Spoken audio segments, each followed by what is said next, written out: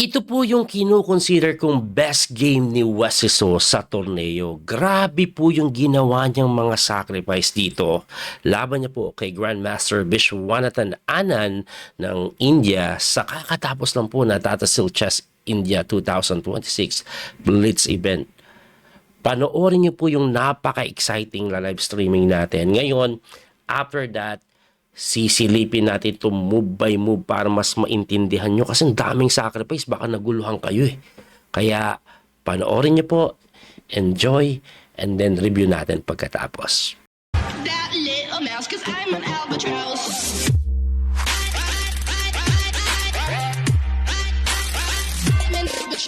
Hindi, mag-start na yung laban eh. Ayan na, nagsimula na nga E4 ang tinira dito ni Wesley na sinagot ng Cecilia ni Anand. Gusto din manalo. D6 lang po. Magdi-D4 ba si Wesley? Yes, D4 was played. Yan po ay main line. Capture, ano tira? Knight F6, Knight C3, A6. Aba, pinasa po nila yung tinatawag na Sicilian defense. Naidorp. Ano mangyayari? Ay, pusang gala naman. Naidorp Adams attack. H3 na makuna at ito naman si Anand, nag-delayed ka ng tira control sa gitna, E5 immediately, bishop to E6. Ganito po nangyayari dyan, backward to pero mamaya tatargetin na maitulak yan. Ayan o, okay. O Wesley, so ang tanong sa magkakasling, ako nararamdaman ko queenside. Queenside po ito. Linya dyan, G4 eh. Yes, G4. Ang idea ng G4, I think once you go bishop G2, para hindi ma-D5 basta-basta. Kailangan kasing ma-prevent mo yung D5 na yan. Para yung bishop na to makulong lang. Oh. At 8-6 lang po ang pinawalan. Para saan yung 8-6? Kasi mag-G5 eh. Walang square to. Ayan na nga po yung ginawa. O, queen to dito. Dito magkakasling. Linya pa rin yan. Ang black naman, yan ang gagawin talaga. Aatake sa queen side. Hindi pwedeng ikaw lang. Hindi pwedeng ikaw lang. At least magkakasing mo, may mga mabilis na natulak-tulak dyan. Yan yung hinahabol dyan ng black. Kaya po umaataking ganun. Pero Wesley So, oh my gulay, talagang nagmakunat lang. Para saan ba yun? Kasi may B4, may threat dito. Dinipensahan lang. Aba, grabe. Ana naman walang pakialam. Nag-develop na ng bishop. Ready to castling na din ba? Nagkakapaan pa sila. Wesley, pwede na mag-castling pero hindi pa ginawa kanina. At ngayon niya na po, binitawan yung castling. Oh, novelty na daw. Anong gagawin? According sa engine evaluation, equal lang. Pero yung position po na ito, mahirap laruin for both sides. Umatras lang yung kabayo, hindi ko yun maintindihan. Pero tingin ko gustong ilabas yung bishop kasi nga, walang ginagawa doon. Problema nga yung D6 eh. D6 po ang problema dyan eh. Hindi makaporma dahil sa D6. Teka lang, H4 ang pinawalan. Gustong umatake ng tuloy-tuloy sa may king side. Ano mangyayari pag tinex? Tingin ko po may sacrifice na ganun. Abay, tatagos yung tori biglang ganun, no? Kaya hindi mo makapture yan. Subukan mo tikman, mangingisay ka pagka bishop takes H6. Pag hindi mo naman kinapture, susundutin ka, tulak na ganun. Grabe yung paparating na pawn storm. O, lamang na daw po ang puti pero again for both side mahirap po itong laruin kasi yung king side po medyo bukas din yung C-file, may atake din ng mga pawn yan. Kaya tingnan natin kung ano yung mga step na gagawin dito ni Anand na. Baka B4. Tingin ko B4. Pag B4 mapipilitan tumalon dyan. Nag-iisip dito si Anand kung anong gagawin. Abay suma. Ayan na nga ba, nagkasakrifice. Nabubulol pa ako. Sinacrifice na guys. Sabay B4 no? Grabe si Anand. Talagang hindi kinabahan. Sabi niya, wala akong pakels, kakainin ko yan. Binibigyan mo ako ng pawn. Sige, eto, susundutin kita ng ataking matindi. Ang malupit, yung sunod-sunod na tira, ang hirap na pong dumipensa. Kasi pwede na mag-sacrifice yan eh. O pwede din dito po, oh. Ayun, oh. They capture ah. Capture. Doon pala, putik na yan. Ako'y naguluhan eh. Akala ko kung saan pumunta eh. Pero gaganito ka lang, tapos ganun. Tapos ang labada, baby. Mukhang mananalo na si Wesley. Itira mo na. Itira mo na. Number 1 engine move. Nakita ko. Oh. Queen H2. Pawalan mo, Queen H2. Hindi ko nang hinain lang ng pawn. Ang takaw mo, boy. Sa bagay, may threat pang ganon. Oh. Dumipensa bigla. Balik. Para ganon. Balik. Hindi, pinalit na yung Reyna. Sabi, one pawn up na eh. Why not? Ipalit na natin. Hindi, binago. Binalik. Binago, naguluhan tayo doon. Hawak niya pa yung pyesa doon, di pa nire-release. Ganun nangyari.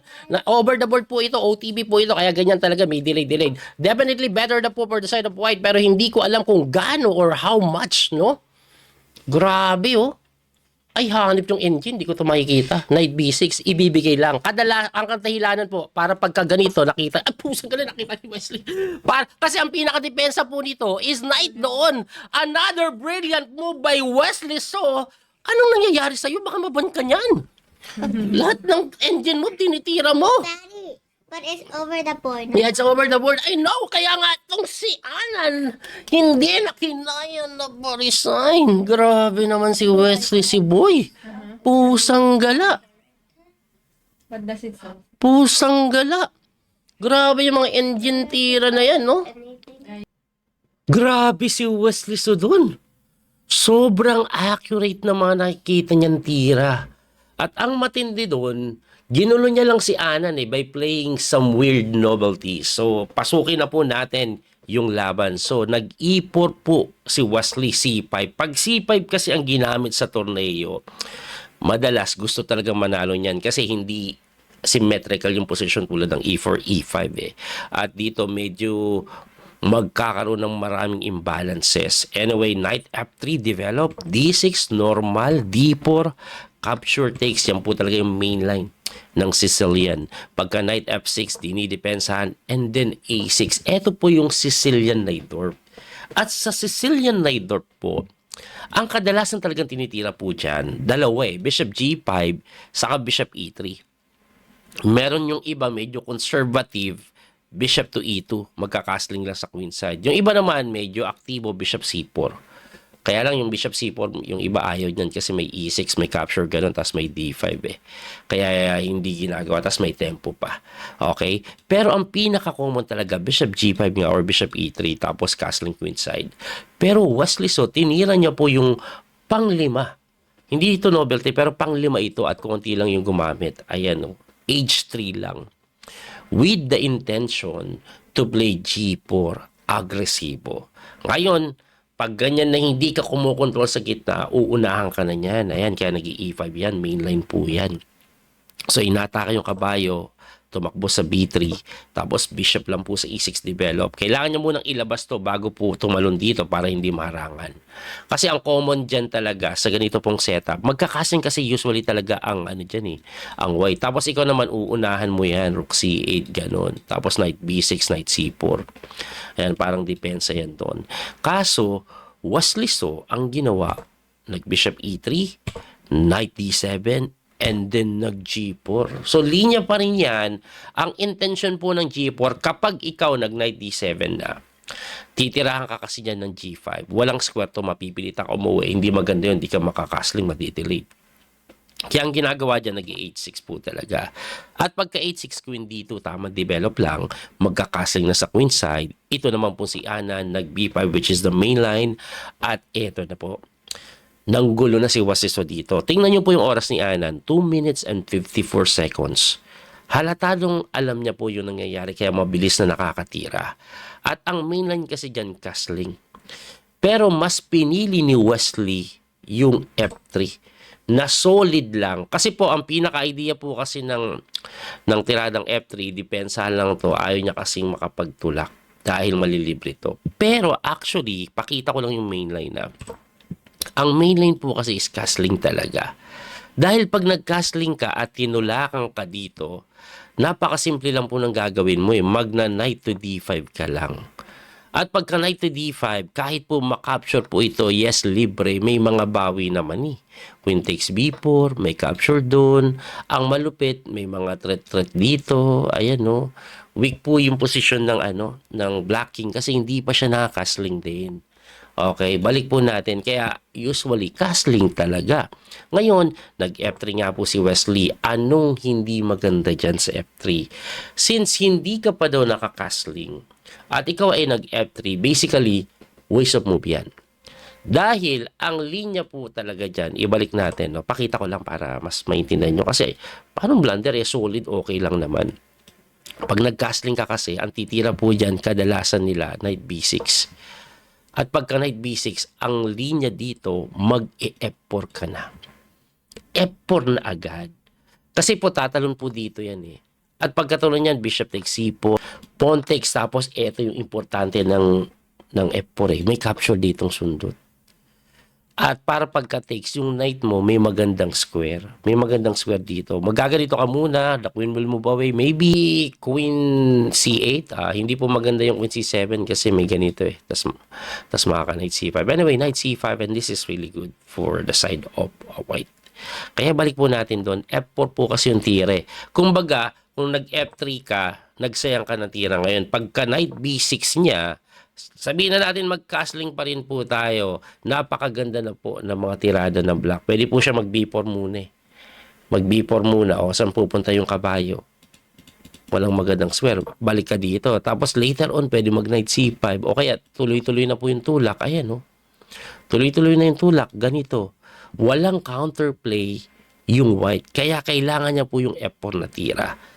O, yun po yun. Kasi kahit ako nagtaka eh, bakit binigyan ng question mark. Pero, novelty pala yan. So, ang ginawa naman ni Anan, pagkatira po ng F3, nag-bishop to E7 na nga, na sinagot na ng castling. At pagka-castling, nag-knight to H7 si Anan, mali. Mali daw po. Mas maganda yung knight na yan, hindi dito, walang silbi yan dyan eh.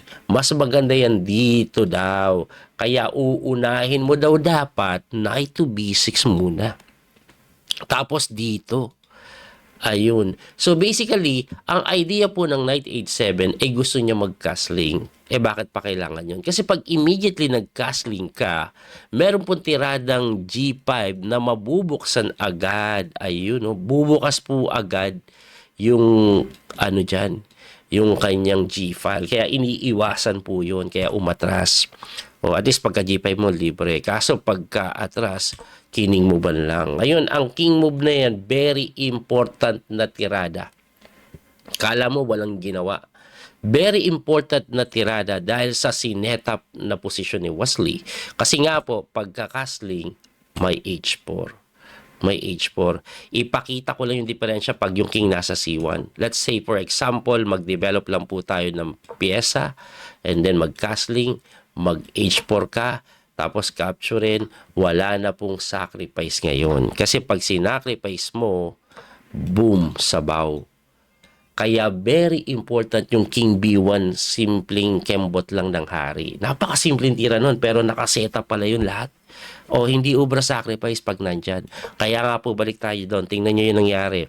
O, nag-king move muna. Pagkatira nun, saka nag-h4. Ngayon, pagka-takes, bishop takes is a brilliant move na dahil walang bishop g5, matutug yung king at reyna. Napakasimple pero napakaganda. Grabe ka-accurate ni Wesley. Anyway, pagka-capture po dyan, talagang tagilid na daw. Ibalik ko lang na konti. Bakit ba kasi tagilid? Ano bang mas maganda? Nakita nyo sa laro kung bakit ito magilid eh. Ang mas maganda daw dito, wag capturein. Ang pinapatira po ng engine is rook to e8. Pero according sa engine evaluation, kahit mag rook e8 ka, yung g5 po kasi paparating, talagang lamang na daw po dito ang puti. Lamang na ang puti. Pero syempre, hindi pa ganun kadali kasi nga, blitz. Anyway, punta na tayo doon, kinapture nga, binawi na or kinapture, sinacrifice doon sa h6 yung bishop na kung saan hindi kinapture, tinulak muna eh. Pakita ko nga buo kung ano mangyayari pag kinapture. Threat po ito eh. Saan ka pupunta? Once na gumalaw, mati ka. Kaya ang pasado, palit mo reyna. Kaso pagkapalit mo ng reyna, de lamang na ng pawn, diba? Lamang na po ng pawn, butas pa to, weak pa to. Grabe. Kung ako naglalaro, sasabihin ko, mas pogi pa ako eh. Pero si Wesley naglalaro eh. Anyway, ganun ang nangyari. Kaya nga po, nag-b4 na lang yan. And I was expecting knight d5. Pero goods din pala yung pinili ni Wesley, no? para wala, hindi makatalon yung knight at maka-counterplay pa. Anyway, umatras na yung bishop, inatras din po yung bishop, and then nag-rook to e8. Kailangan po ng knight dito para depensa doon. Kasi paparating na po ito. Ngayon, hindi tinira ni Wesley So yan. Akala ko talaga ito po yung gagawin. Pero hindi pala uubra itong tiradang queen to h7 because of this knight f8 move. Lamang pa rin po yan, don't get me wrong kasi umatake pa rin pero makakadepensa pa. Kaya ang ginawa ni Wesley, instead of playing doon, abay tinira niya po yung simple pero engine move din po ito, queen takes b4. Hanip na yan. Kasi nakalibre ka ng pawn, isang pawn pa ang babagsak na kung saan dinipensahan tapos bumalik. Ayun. Kaya po kailangan niya ng bumalik. Bukod po sa gusto niyang magkaroon ng idea later on, may tulak po kasi discovery, tas makakaganon. Kaya po nag-queen to d2, eto naman pong si Anan, nagtamang development na lang na kung saan mali. Anyway, kahit ano ata itira, labang na talaga si Wesley. Pero mas napabilis dito dahil sa another brilliant sacrifice. Grabe yung knight to b6. Wala, nag-resign na lang po si Anan. Ang simple ng threat, inaatake yung tore. Ngayon, hindi mo pala pwedeng tikman yan kasi mawawala yung knight f8. Like for example, pakita lang natin, queen h2. Ayan po, mamatihin ka. Ang pinaka gagawin mo na lang daw, manakbo. Ayun, capture. May mati na naman, dumipensa. Pero g5 lang. Ayun ang gagawin. At pagka g5, anong gagawin mo? Itakbo mo to. Check-in ka lang Tapos capture na naman. So this is definitely winning. May mga ganun po. Grabe. Ang hirap ng buhay. Sobrang hirap guys. Kaya nga po, balik tayo doon si Anan. Hindi ginawa yun. Ayan, tanong coach, bakit mo kasi tinix? Iwas na lang natin yung tore. Iligtas natin. Yun na nga, kakapture rin po kasi ito. At whatever you used to take, meron pong queen to h2. Bagsak na isang pyesa. Ganun ang mangyayari. Di ba? Kaya nga po, Anan, naparesign na lang. Napakatindi nun.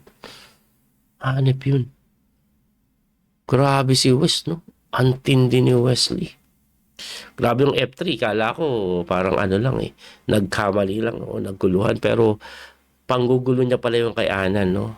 By the way, yung mga sinasabi ko, puro ako lang po yan na spekulasyon ko lang, pananaw ko lang, maaring mali ako at iba pala iniisip ni Wesley. Ha? Ang dami na yayabangan sa atin. Piling magaling daw tayo. Piling pareho ko daw sila mag-isip. Hindi. Ano lang po ako, isip pogi. Sa kanila, isip grandmaster. Pasok na naman yung mga basher. Anyway, sana po nag-enjoy kayo sa panonood ng video na to. Abangan nyo pa po yung ibang laban niya, yung mga highlights ng torneo. Talagang sasagarin natin to dahil nag-champion si Wesley. Medyo bihira na nangyayari yan. Maraming po ulit salamat. Muli ito po yung Coach Speedy Master Daniel Causo. Hanggang sa muling pagkikita, don't forget to like and share, follow and subscribe. See you guys. God bless. Bye-bye. That little mouse, 'cause I'm an albatross.